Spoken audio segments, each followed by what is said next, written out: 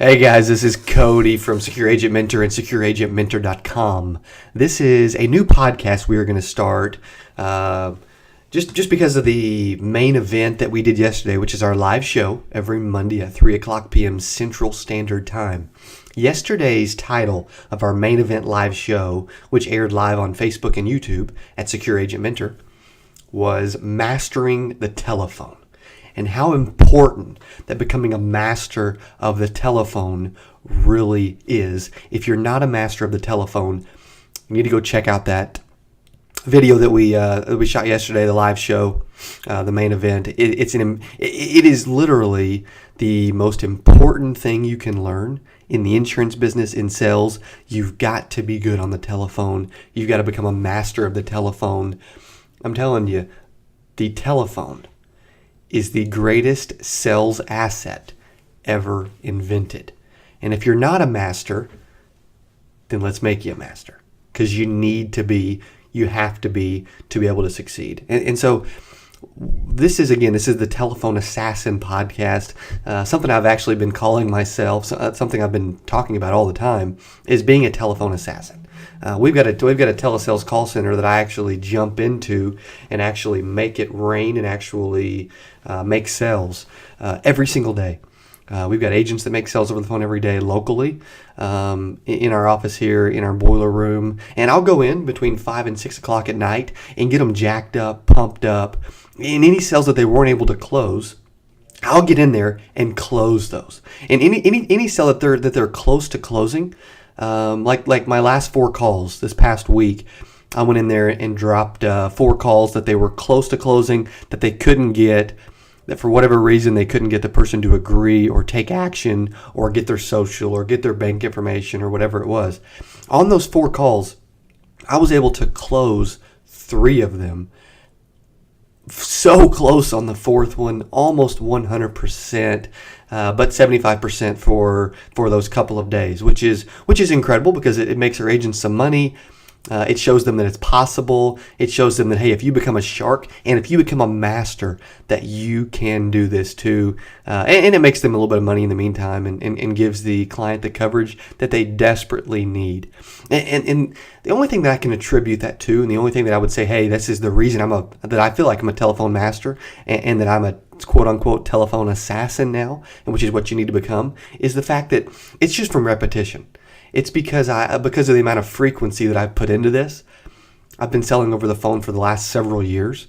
I've been in the insurance business for almost 7 years now, and been literally selling over the phone for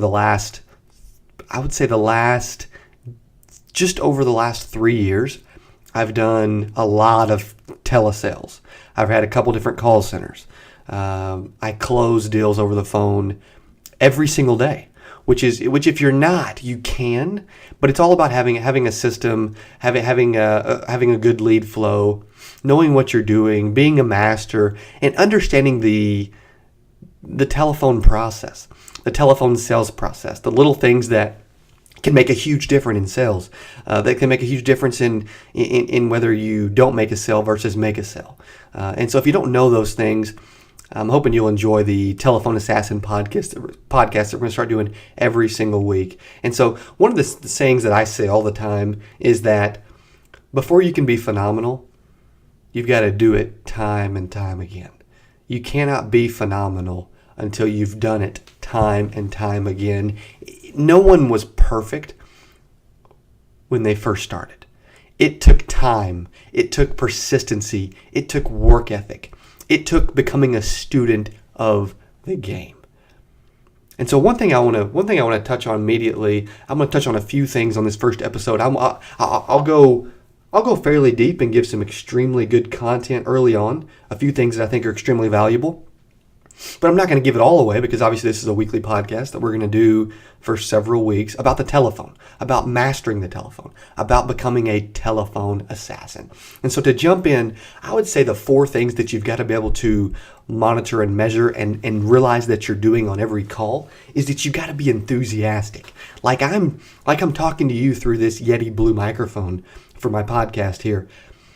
This is exactly the type of way you got to talk to clients. You got to be engaging, interesting, enthusiastic. You have to be enthusiastic. They've got to feel that through the phone. It's got to get them jacked up on the other end of the line. And so the first thing is enthusiastic. You've got to be enthusiastic. The second thing is you got to be confident. If you are not confident, if you don't think you're the best, then the client will know that you're not the best. And so they've got to feel it that, hey, this dude's a shark. This dude's incredible. This dude's not letting me get off the phone without buying. So I guess I'm going to have to, right? I mean, clients can feel all of those things. They get it.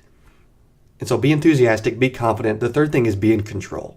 Whoever's in control makes the sell. You either sell them or they sell you. You've got to be in control. It's extremely important. You got to control the call. You got to control the call from, hey, my name's Cody, to thanks for your business. Welcome to the family. You've got to control every step of the way. And you've got to assume, the fourth thing is you got to assume every piece of the call has to be assumptive. From the moment, you got to assume that you're talking to the right, you got to assume they're going to answer the phone. When they do, the person you're wanting to talk to is going to answer the phone, that you're talking to the right person. You're going to assume that they have time for you. You're going to assume that they want to talk to you. You're going to assume that they are excited to talk to you about whatever they need. You're going to assume that they want whatever you're going to talk to them about. You got to assume that they want this information. They want a quote. They want to see if they can get qualified. I'm going to assume that, hey, when I ask them for their social, they're going to give it to me, because I'm going to ask it in a way like, okay, what's your social security number? And I'm going to pause and I'm going to shut up until they answer me. That's why there's times where I've got agents in our telesales call center, they don't get the social, they don't get bank information. But because I ask in controlling, assumptive ways, I get the answers that I want. Like, for instance, we've got something in our telesales call center that we're going to ask, it's a part of our script. We're going to ask who their beneficiary is. And we ask it in a different way. Again, be assumptive. Who is your beneficiary going to be?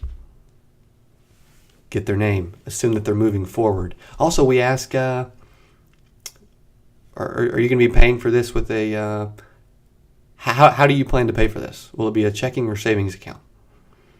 You're assuming that they have a bank account. You're assuming that's how they're going to pay. And you're assuming that they want to pay. Another question we always ask is, hey, I know there's a number. I get it. Everyone's got a budget, but there's a number you can afford, and everyone's got a specific number. What is your number? What are you comfortable spending on a monthly basis? I'm going to pause. I'm going to shut up, and I'm going to let them respond. You have to ask in assumptive questions, assuming that they're going to give you an answer, assuming that they're going to give you the answer that you want to hear. Because it's all about asking the right questions. Because you could word a question, like, hey, do you have a beneficiary? Or, if you were to buy, who would your beneficiary be? Those aren't assumptive questions. A better, more assumptive question is, hey, who's your beneficiary going to be? Who do you want to leave this money to?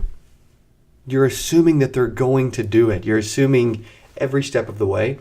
And so a lot of times agents will say, well, your leads didn't work for me, or the telesales process doesn't work for me, or I'm not making sales like you say I'm supposed to. Well, a lot of it is the fact that they're not assuming. They're asking questions incorrectly, and that they're just not skilled up. They don't have enough skill to really make it happen.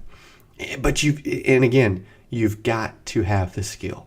The leads work for me. The sales process works for me. I make sales every single day because I ask the right questions. I'm assumptive in everything I do.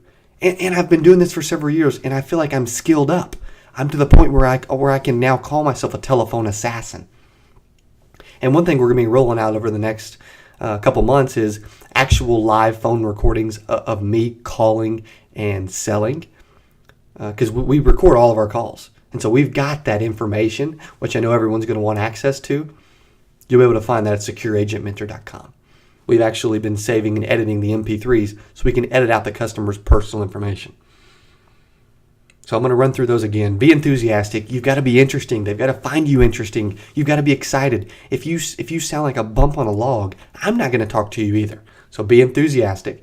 And the next thing, be confident. be confident, at least think that you're going to do well. At least make yourself think that you are the best in the world. If you don't believe that you are great, you never will be. So second thing is be confident. Third thing is, again, be in control. You have to be in control of every call. If they're in control, I'm not going to make a sale. And you know what? To be in control means I've got to have their attention. No lie. If I'm sitting in the middle of a call and I can tell that this person isn't serious, or that I do not have their attention, or that they're watching TV, or that they're talking to someone else, or that they've got the TV volume up, or if they're cooking, or whatever it is, I'm going to say, hey, I need your undivided attention. I can tell I don't have it. What do I need to do to get your full attention? Because trust me, you're going to want to give me your attention for a couple minutes. I'm going to change your life. Can I get your full attention? I'm assuming I can. Let's go ahead and give it to me. Most agents would think, oh my gosh, do you really mean I got to say that? Dude, I'm going to do whatever it takes to make the sale. I heard a saying a long time ago, lose the sale on your own terms. If it means me taking control and getting their attention, or saying the tough thing gives me a better chance of making the sale, I'm going to do it all day, every day. So be in control. The last thing is be assumptive. Always assume. Assume. You have to assume everything. You've got to assume, again, every step of the call. Assume that when you get to the tough questions, they're going to answer the questions and give you the information that you want. Assume that they're going to buy. Assume every step of the way. And ask your questions assumptively so that you get the answers that you want to get. Again, this is Cody with Secure Agent Mentor and SecureAgentMentor.com. Go check out our website. This is the first episode of the Telephone Assassin podcast. The telephone is the greatest sales asset on the planet. If you haven't mastered the phone and if you aren't making 100 calls every day or more, you will fail. It's time to skill up. It's time to become an assassin, and it's time to be the best on the phone. I want you to master the phone, and I want you to become to where you are calling yourself a telephone assassin. Thanks so much for listening. Look out for next week's podcast, again, which will be about being a telephone assassin. Thanks for listening. Have an awesome week.